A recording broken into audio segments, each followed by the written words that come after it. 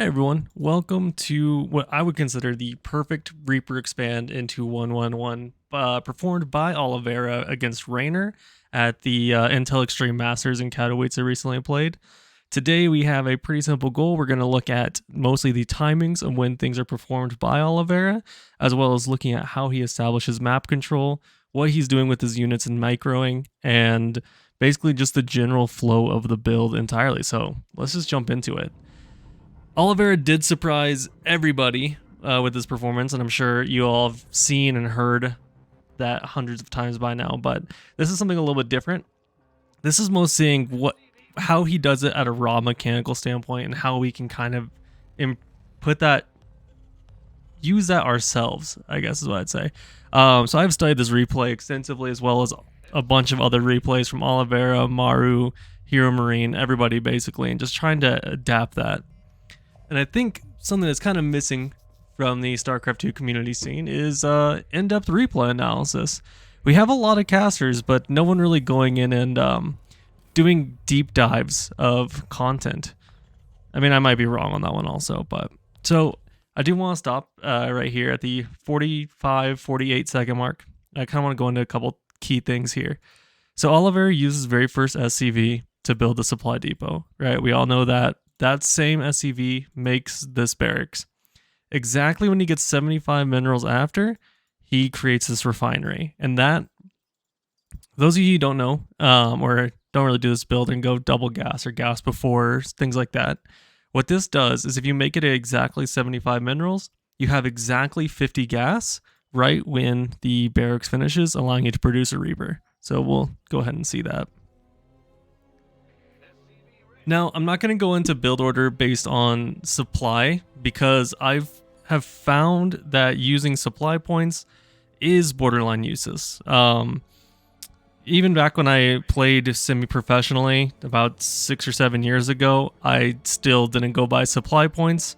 Instead, what I did is I used benchmarks. I'd kind of figure out what timings are, when I should have X and when I should be doing Y, things like that. And that's kind of what I'm going to focus on. There will be a build order and a link to the replay in the description below. So you see he had exactly 50 gas. Sorry, I got sidetracked. The build order with timings and everything will be posted in the description below. So another interesting thing I want to point out here that I see a lot of Terrans not doing is as soon as the barracks is done, Oliveira sent this SCV out. He's saying this got to go scout, and the main purpose is to see the timing of the enemy's hatchery, right? Let's go to Oliveira's point of view. Then he pulls a second SCV. As soon as this guy's kind of leaves, he pulls a second SCV to go to this natural, and that's going to make our second command center. We're dropping our orbital. We're starting our Reaper first before anything. We're going to drop our command center, and then we're going to drop another supply depot. And there's actually a really neat trick I can teach you guys or show you guys based on this timing. So as soon as this goes down, he pulls an SCV. This guy's going to come right here and drop the supply depot. This same worker is going to create the factory. Now you see we're approaching about 100 gas for what we need for the factory, but we don't have the mineral count for it. And that's going to, rise steadily. But in about, I'd say 19 seconds, we should definitely have more than enough. We'll actually be able to afford both a reactor and a factory at the same time. Command center upgrade complete. We drop that mule as soon as the orbital's done. This is still going on. If we jump over here, check this out. He sees the hatchery, immediately turns around. He's like, cool, I'm out. I saw what I needed to see. The Reaper will get the rest of the information. This was literally just to check if you're being cheesed or not, or if you went pool first. Our Reaper is out. He's going to run across the map. And we're just constantly pumping SCVs. So this guy right here, as soon as this finishes, you saw we had just enough minerals and gas. He's going to come over and start that factory. And we're not getting our second gas yet. This is really important. We want pure minerals at this point because we're going to be taking a third command center. Because Zergs excel at economy. If you let them have an economy, they just go nuts. So we're going to try to keep up. There's our reactor in our barracks. I will say, if this SCV does scout that there isn't an expansion here, you can actually produce more than one extra Marine. And in fact, if your Reaper jumps up into the natural and you see that there is no workers in the natural, or there's, you know, a lot of Zerglings already, feel free to just keep making Marines, and you can start a bunker either on this low ground, or you can give this up. You can actually start a bunker about right here in your main. And then if the lings do come across, you just lift this. If they don't, you just salvage the bunker and you're fine. But let's actually check out what he's doing with this Reaper. So he jumped up here, and then he hasn't checked anything else yet. He did see a couple lings. He did try to take a drone, but notice he didn't kill the drone. So if we go to the everyone, the drone's still alive. And this is actually what I really like. Too many times do I see Terran players just sacrifice their Reaper. Don't kill off your Reaper, guys. He's a very useful tool. He's very good at telling you what your opponent's doing. If you do see 4 lings like this, well, normally you'll see 4 lings, and no queens, it means the queens are about to spawn. So try to check the gas if you know what you're looking for. Make sure you can see both the gases. If you only see one gas, then that's perfectly normal. If you see more than one gas, be suspicious. But check this out. He just runs his Reaper back. And this is something too. You don't have to micro super hard. As soon as you get the information you need to go home and you need to drop your third command center and everything to make sure. If there are more gases or there are a lot of lings, you obviously don't drop this command center immediately. Instead, you can drop another barracks. Unless you're feeling confident, then you can drop the command center still and then put a bunker up. Things like that. But that's in the event of being cheesed. But what he does with the Reaper, I like, because what a lot of other players that are also high level do is as soon as they get in here and then they start taking damage or they're going to die to a queen, what they'll do is they'll just click to a position over here. Like if he wants to make sure he leaps this way, he'll take the Reaper and he'll go like right click, shift, right click, and then go away and then go back to looking at his base. We can actually see his camera down here. He's looking at this ling that's causing him some issues. Now he doesn't close this, but to be fair, if Reynor did just walk up the ramp right here, he would see the third command center. So it's not like he was trying to hide anything. The Reaper's still alive. This is one part where Oliveira does mess up. And I'll be honest, he should be pulling this Reaper back. And he kind of does, but he doesn't expect the queen to just follow. And then he does lose his Reaper for that. So as soon as the factory finishes, he swaps the factory or the reactor on the barracks. And then he starts the starport after that. And he's just going to crank out Hellions. Now, it's okay if Reynor is saying all this information because this is the definition of standard Terran play, right? He's not doing anything weird or gimmicky. His timings are completely correct. And I do want to point out the timings here. He's starting his starport at 3 minutes. His third command center is also halfway done around the 3-minute mark, which is kind of what you want to aim for around this 3-minute mark.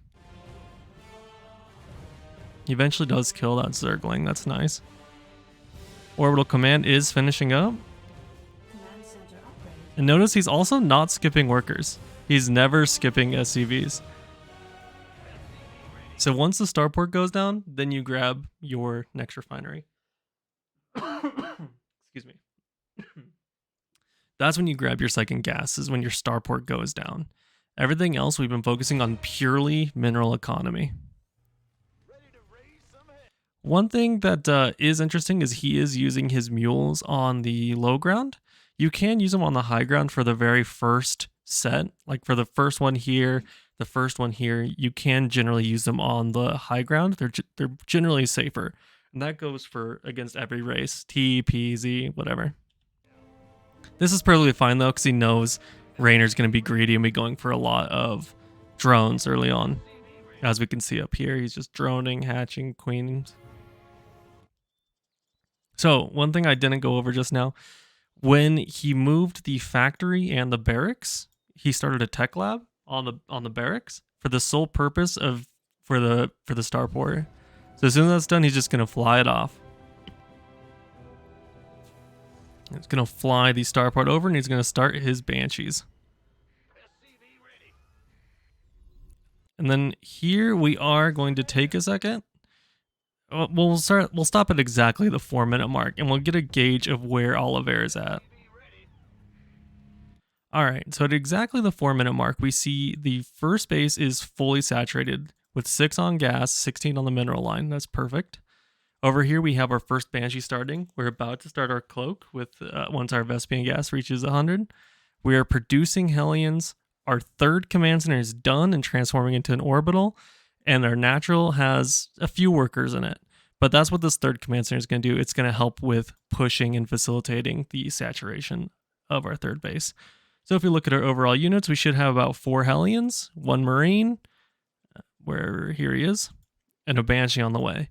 Now, at 4 minutes, that does not sound like a lot of units, but you know what? That's perfectly fine because Oliveira is going to do something that I see a lot of players, especially in lower metal leagues, don't do. And something that I still have some issues with, coming back to Starcraft, is he's going to take these Hellions and he's actually going to push across the map. So he's gaining map control. He's trying to figure out what his opponent's doing, seeing where they are, not being hasty with them, sees the queens, backs away. He has Marines in position to stop overlords. He doesn't need a bunch of units at home because he's not under threat from anything. Zerg is just going to be droning. Look, if we look at Reynor's units, he has, 10 lings on the way, but currently only has 3 lings. He has a few Zerglings. These Zerglings started because he saw these Hellions or knows the Hellions are coming. And also, I do want to take into account, Reynor is one of the best Zergs right now. Like, he's a phenomenal Zerg player. His defense is impeccable. Your opponents, unless you're playing Reynor, are probably not going to be reacting as good as Reynor. So you might find easier time or more damage following this build. So just keep that in mind, that everything we see Oliveira do fails to some extent, but that doesn't mean that it wasn't good, if that makes sense. Everything he does applies pressure to the Zerg player, and it may not kill 50 drones in one go, but you know what? It keeps Reynor on the back foot, and that's really important for Terran. So I like what Oliveira does here too. He actually leaves 2 Hellions at home to defend against Rumbais. He's using these Hellions to kind of pressure and just see where the creep spread is. He's trying to stop the Overlord. His Banshee's coming out. More Hellions are on the way. He's just gaining map control. Like, if we look at just Oliveira's vision, he's run all the way up through here, double checked this, ran back this way to double check where the creep was here, actually killed some creep tumors, and is just keeping Reynor as blind as possible. And now that he has a few more Hellions, he's like, okay, I'm gonna push out with these Hellions and see what's going on. So here's a key moment too. He has 8 Hellions total. With the 8 Hellions, he's actually going to lift off the factory and move it somewhere else. And he's going to build a barracks on that reactor. And he's going to start another barracks. You can kind of time this out. As soon as he hits 16, instead of 8 Hellions, you can time it out.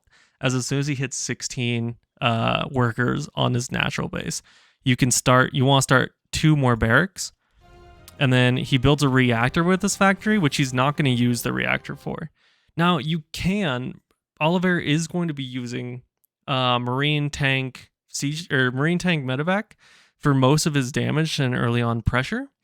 But if you are going up against, like, say, Mutalisks or a bunch of Zealots, if it's TVP, you can actually keep this reactor and use it for Widow Mines. You can play with a Widow Mine variant from this build as well. You can kind of swap into anything. So 5 minutes is another thing where I want to benchmark where we're at. So we have full saturation on our first. We have full mineral saturation on our second. We're going to start 2 engineering bays for upgrades. We got 1 Banshee, another one on the way. Cloak is almost done. And we got 3 barracks up now. So look at a couple of your replays and see if at 5 minutes you're in this same spot. If you have 1 barracks with a tech lab starting stem, you're starting your two other barracks, you're starting your starport, you have your factory either making a reactor, or I'd say probably making a reactor, or still pumping out Hellions or whatever you're trying to do. make sure your worker count is looking good. And if that's all good, then you're doing great. From a macro point of view, you're doing awesome. Here's something I really like too. Oliveira never overextends with these Hellions. He's never pushing in. He's not trying to go for greedy run buys. He doesn't have to get damage with these. I mean, if you think about it, he's invested 800 minerals into just this. You don't really want to throw away 800 minerals that quickly.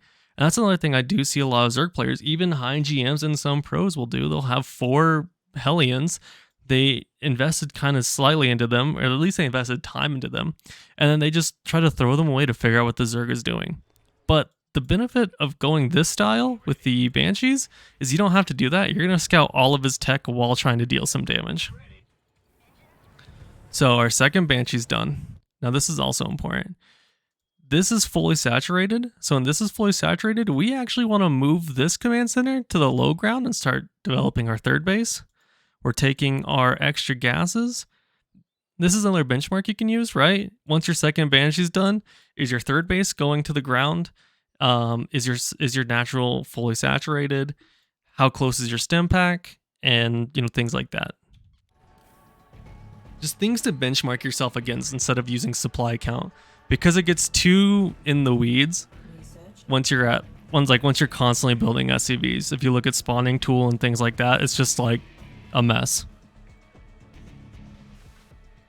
So as soon as that second Banshee's done, he actually floats his factory over to the tech lab, and he floats his starport off to make another reactor. He's going to start making tanks here. He's going to float one of his barracks to the reactor. All in the meantime, he's trying to get some damage done with his Banshees. And here's one more thing that I really like Oliveira doing in this situation. A lot of the times, everyone feels pressured like, okay, well, if I'm going to be attacking from this left side and going up, I should be attacking also with my Hellions from the top side and going down. I mean, true, if you have APM over 200, that's great. Or, even better, just do what Oliveira does. Say, screw it, I'm going to focus on these guys. I'm sending my Hellions back to make sure I don't get run by a bunch of Zerglings, because this is all safe. This has a wall off. Nothing's getting up here. But this third is fully exposed. I don't have siege tanks out yet. They're on the way. So I need something to guard against a Ling run by. If he floods me with 19 Zerglings this direction, I'd be kind of screwed if my Hellions were just over here and he has 9 queens defending everything else. By the way, Reynor has 9 queens on the map. If you're playing and you're not at an extremely high level and your opponent has 9 queens, that's pretty impressive. They know something, all right?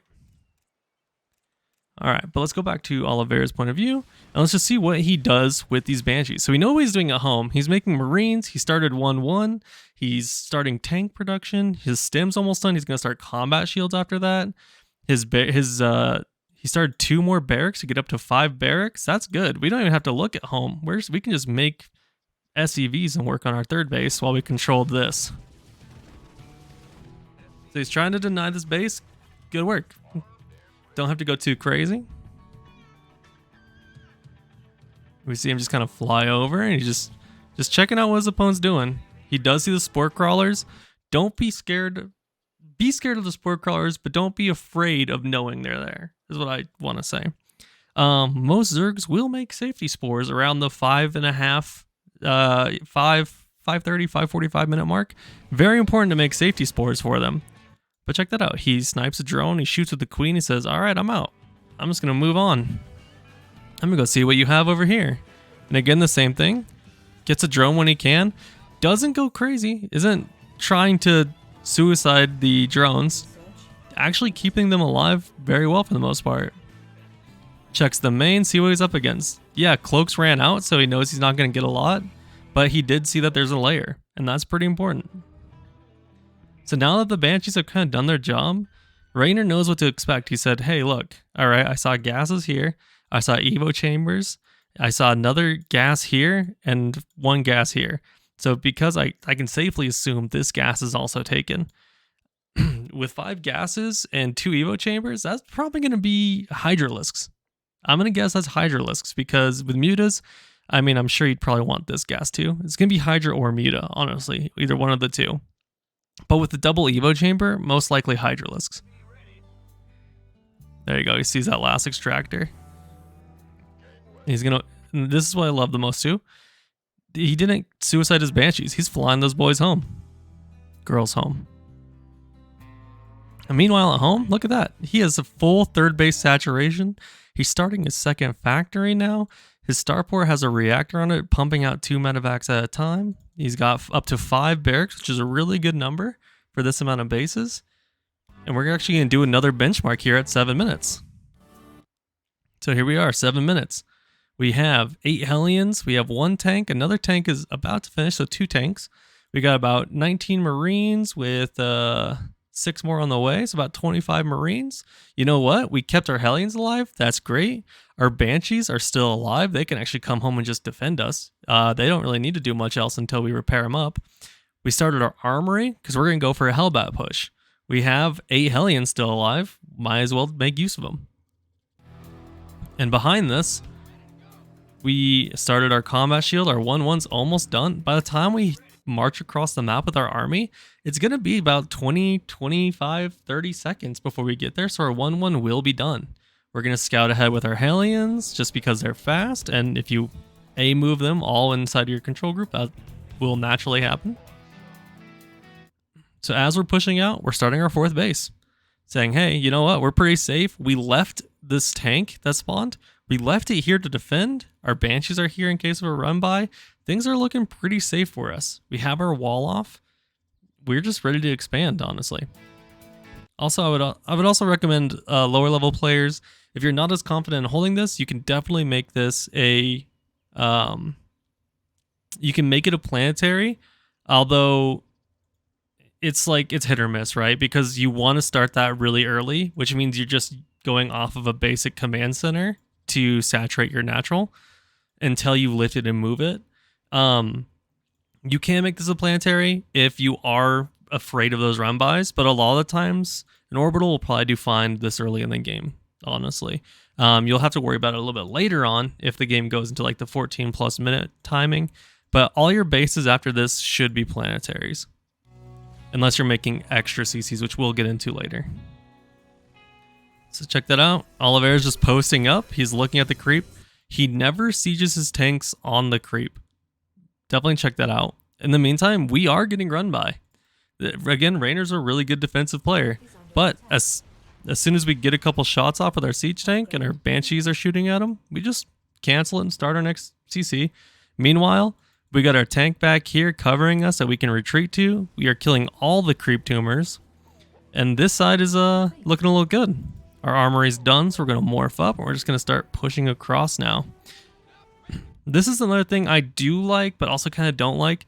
Oliveira just sends his Marines out forward, leaves all of his Hellbats here to defend in case for Zerglings. So if he gets flanked here and here, or the Zerglings just run by here, he has all of these Hellbats. But what I would like to see is if he just takes like a couple of these Hellbats, like say 2 or 3, and kind of has them up here in the front to absorb some Banelings.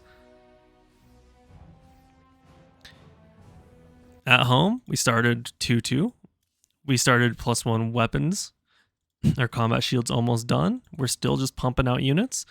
We are totally safe from run bys. We can probably even reinforce this army if it seems worthwhile.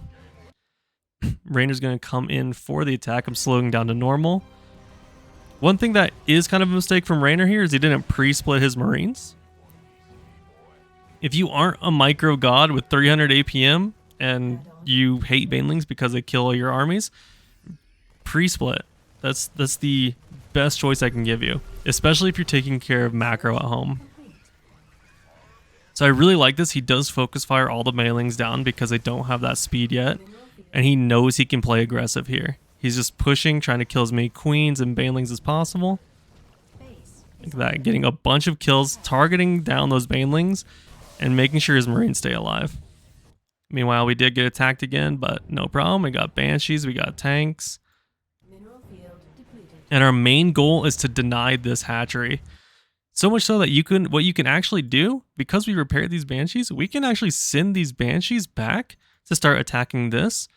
Or if you have the APM for it, you can actually just shift click here, shift A click here. And then the Banshees will start trying to deny this hatchery if your Zerg opponent goes for it.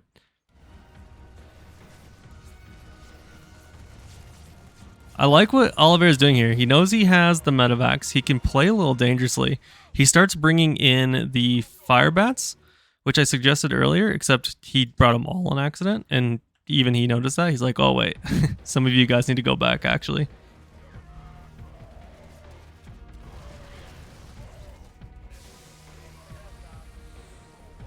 He's never taking these fights on the creeps. If you notice that, he always pulls his units back. I think these got F2'd in, but anyway, Oliveira always takes a fight or is pushing, but always falls back off creep to where his tanks are. You don't have to siege up your tanks on the creep. You don't have to get really forward with them. In fact, that's the exact opposite of what you want to do. Right here, it's a really good ledge. There's only 2 ways the tank can get attacked, here and here. I guess technically here, but that's a bit of a long shot. He sets up his tanks right here at the edge of the creep because it makes it a safe place to retreat to. Now he's pushing really hard. I would say he's kind of overcommitting here, pushing onto the creep. But what I just wanted to kind of go back to, let's see, let's pull this up and let's just go back a couple seconds. Is that pre-splitting? Even if you don't have God tier micro, you can pre-split your Marines. And here's what I mean. Look at that. He moves all of his Marines to the side. He moves some back, and then he only pushes up with a core group of attackers. He has 3 Marines here. He has, let's see, how many is that total? He's got like 7 or 8 Marines here. He's got 3 here with some Hellbats. And then we have siege tanks way back here. Even these guys are split up. And what this does is it just makes it so banelings are way less inefficient. And it makes it hard for Reynor to push in. So he kind of messes up his pre-split a little bit there, but the Hydras kind of help him out there. And what I like about that pre-split, if you pre-split your Marines in this kind of position around your tanks, behind your tanks, next to your tanks, one, you're seeing any like run-bys that are threatening your tanks. You're also preventing banelings from getting maximum efficiency. And also, you can actually just look away from your army for a second, go back home and do your macro. Start getting, putting on more workers under the gas, possibly starting another starport, starting, up to 3 more barracks, get that magical 8 barracks number. Transfer some workers here to your newly established 4th base that we moved over from here. You can bring more units in, or you can load up and start a drop. All while these guys are just pre-split in different positions around, because it makes it impossible for Zerg to enter without taking massive casualties. This will be upgraded to a planetary, so everything's looking good for Oliveira right now. His 2/2's almost done. His weapon are almost +1 on his siege tanks. Look at that. He did actually start his 3 barracks. And he's pushing out with this little side group. This is a really good flank by Reynor, actually, cutting off any reinforcements from this push. Again, Reynor is one of the best Zerg players in the world. So will this happen to you? It's unlikely, but it can happen, especially if the Zerg is smart and knows that they can't take a direct fight. I also like this a lot too. Oliveira lost a lot of his Marines in this push, so he decided to prematurely unsiege his tanks for pickup, and that way they're all safe and he's still completely fine. If you end up losing a lot of Marines and the Zerg is like kind of trying to back off to regroup all his forces and attack your tanks, definitely unsiege them and get them out of there.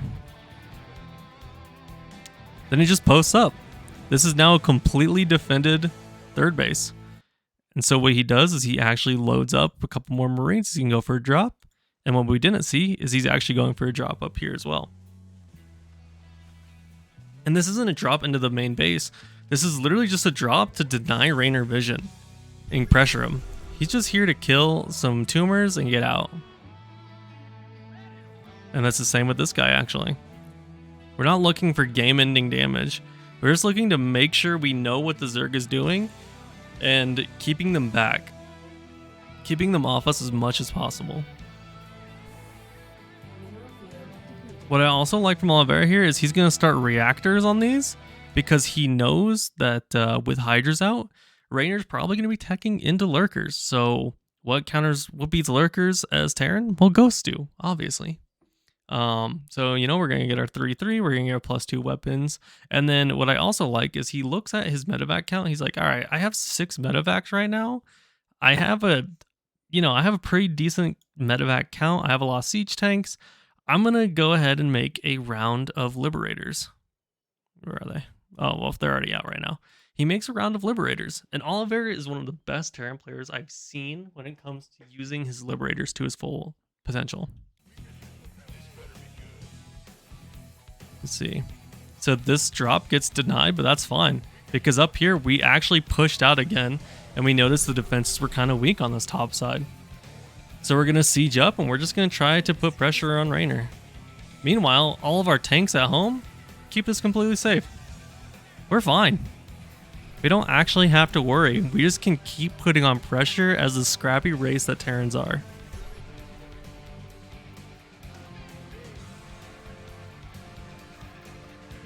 But I do also just want to point out one last thing real quick, and then I'll stop pausing as much. This is the build order. We're done with the build order. From here, everything else is based on you, right? Like you're not following this count. You're just trying to get to 200, and just trying to push across the map and expand. I would honestly say the build order ends at 7 minutes. If you aren't solidified in your build order at 7 minutes, it's not going to look as pretty. And even here, we do see at 7 minutes, that's when we pushed out with our initial Marine tank force. That's kind of where we are. And then we've just been adding on to it. So the build order is done. This is all just execution now. And just continuing our macro, continuing getting our upgrades, building sensor towers now. Probably one of the strongest units that Terran have is sensor towers. So make sure you're very safe. Now this was a little bit of an overcommitment and did cost Reynor a lot. But you know what? He denied this. He denied a bunch of creep. He killed a bunch of workers. And the only reason he killed a bunch of workers is because of this Liberator. So we're actually going to go back. So as I mentioned, that Liberator hit squad was... Oliveira is so good with his Liberators. So as soon as his Liberator spawned, he just marched him across the map. Let's go back here. I'm looking at him on the mini map here. Yeah, so as soon as the Liberator spawned, he just sent him across this way and just posted him up. And while all of that's happening up top, Reynor is destroying our push up top. We're still getting a lot of damage done. It's like, dang, all right, well, we killed 12 drones. So let's just siege up and keep denying this base. He could even split off one of these into this side too at the same time. And then we take this really bad trade here because he just hits us at a really good timing. We unsieged too many tanks at once. We pushed up onto the creep. It was rough. But our Liberators got 11, 22 kills, 23 kills, 24 kills. They just basically stopped 2 bases mining entirely. Look at Reynor's economy. He has 250 minerals and 300 gas. And he has 155 supply to our 170 at home. We're just pumping Marines, we're pumping tanks. Everything's looking good on our side. So even if we do lose this massive trade, we actually just reinforced. We just rallied across the map, and we are just continuing pressure here because our Liberators did so much damage that we know we can. We don't have to play scared of a counterattack because we're permanently keeping his forces up here. So what's Oliveira doing? He said, damn, those Liberators worked really well, so I'm going to make 2 more. I still have my 6 medevacs. Like, I'm chilling. And he also starts his Ghost Academy, which will push his tech into the late game. Yeah, check that out. So he started his 5th base, and he's getting his planetaries. This is overly saturated because he transferred a bunch of workers. He can start his gases. He starts another command center here because he's just trying to spin this bank. Look at that. He has 1,300 minerals. And you know what? That's perfectly fine because he's borderline maxed out. He's just waiting on his units to finish. One thing I would like to see is him add more production here, actually. either like one more barracks or 2 more barracks, or possibly even an extra starport, because once you're ahead, you want to get more ahead. And that, and having more production, being able to outproduce a Zerg is, well, it's exactly what all Terrans want. So Upgrade complete. So see, he's pre-splitting his army, and then when he moves in, he's less scared of the banelings. He's sieged up, and I love this position from Oliveira. This is an excellent position. He has little tactical marine squads pushing in all directions. His reinforcements are in a steady line back this way. He's protecting that with this tank. This tank is protecting this tank. This tank's protecting this tank, and so on and so forth. He's just pushing ahead with little groups of Marines, making sure he has an insanely solid footing while pushing on creep. So let's take a look. Again, he has split, split, split. He has a group protecting this ramp. He has all of his units back here protecting from a flank. And he's just slowly pushing up. Sieging up a Liberator, because why not? Meanwhile, this Liberator is down here getting more kills. And yeah, the Baneling's connected, but so what? Look at all my Marines I have back here. I have Marines everywhere. I just bring the next group up. And meanwhile, I'm producing 6+ at a time, and now I'm making ghosts.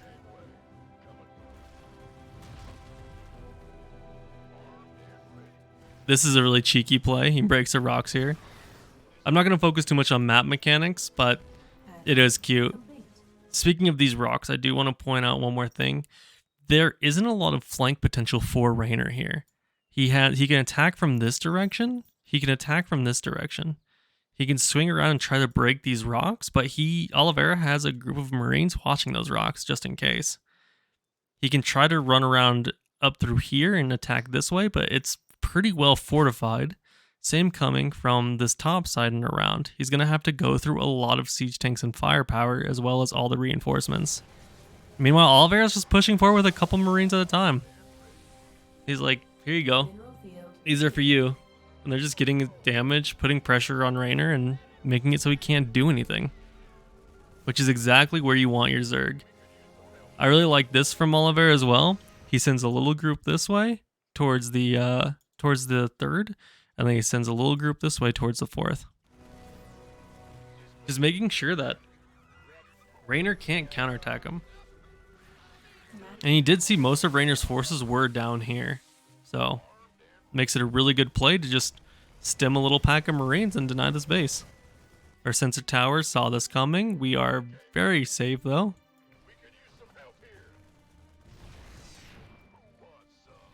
Reynor just walking into tank shells. See, he's going for that. He's looking to see if that flank exists, and he is shut down immediately. Reynor knows he can't go that way. Even here we have Vipers. Vipers getting really good pulls on the siege tanks, but the Marines are just too much, and the reinforcements are there already. It doesn't even matter. You can abduct as many tanks as you want with those 3 Vipers. I'm fine. Oliveira is saying I have 5 tanks here, another tank here. I have 2 more tanks on the way. Like, sure, you can abduct 1 or 2 tanks. That does not bother me one bit. I'm just going to keep pushing with this small group of Marines and kill everything you own. He did successfully deny this base. He's about to take down this base.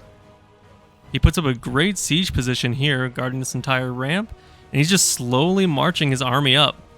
Reynor can't really do anything. Meanwhile, he's pushing into the front here with a small pack of Marines. Again, if he needs to retreat, he just runs down the ramp. Any Zergling caught in this area is getting hit by like 45 tanks. Back this way, he sent his little Marine group that was killing this. He's sending it down this way because he knows Reynor has a base. Just splitting up his attention with a simple drag, A move, click. That's all you need. Back at home, this is another important thing though, because we are in this really late game stages. Doesn't matter if this doesn't kill him somehow. You know, look, we have another orbital. We're starting another orbital. We have 2 more bases online. Our 6th base is up and running, fully operational. We can probably start these gases at some point because I imagine, yeah, these are running out pretty soon. We can start more barracks. Like I said earlier, we can get more ahead. But at this point, look at the production tab too. Reynor has 28 Zerglings morphing, but you're still making 2 Ghosts, 5 Marines, a Marauder, some Siege Tanks, Orbitals, Command Centers. Terran is chilling in this position. We see his Lurkers. We're just getting our snipes on because we planned for that. We said, hey, look, we're going to make Ghosts early because he has Hydras. And the obvious thing is Hydras into Lurkers in TVC. And that's it. Reynor GG's out. And yeah, this has been Oliveira's versus Reynor. I would say the definition of a perfect Reaper expand into 1-1-1 in terms of the timings and mechanics, especially within the first 7 to 8 minutes. I guess that's 7-minute push. This is the first episode of Learn from Pros. I hope you guys liked it. I don't really know exactly what I'm doing. I'm just going off base of 6+ years of Starcraft knowledge and some old coaching that I used to play Zerg and now I'm switching to Terran. So I just find this really interesting. And yeah, I hope you guys like it. If you do like this content, let me know. If you didn't, if you think they need to improve stuff, also let me know. That'd be great. And yeah, I'll see you all next time. Thanks. Bye.